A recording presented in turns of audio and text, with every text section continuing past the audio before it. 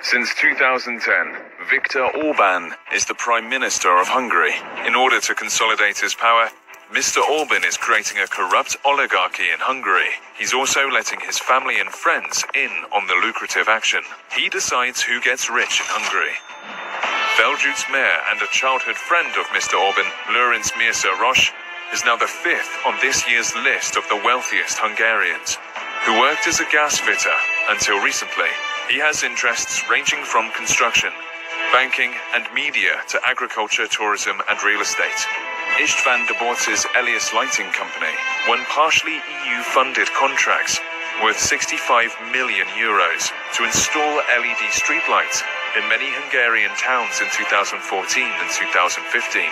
He later sold his Elios stake and invested in land and real estate. He is married to Orban's daughter, Rahel, since 2013.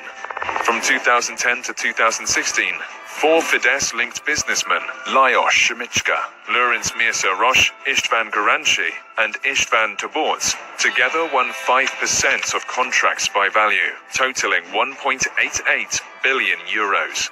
Contracts won by the four men averaged 13 times the size of other contracts. Since 2007, it is estimated that Hungarian public contracts were overpriced on average by 25% compared with market prices. Critics say its economic structure is becoming a miniature version of Vladimir Putin's Russia, where business success is intertwined with political power. The difference is that Hungary has built this system within the EU, in part using EU funds. Much of the new Fidesz-linked business elite has achieved its success primarily through state contracts, about 60% of which are funded by the EU. Hungary is, in proportion to its gross domestic product, the EU's largest recipient of EU funds.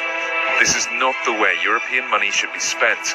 It is hypocritical to always blame the EU for everything while using its generous subsidies.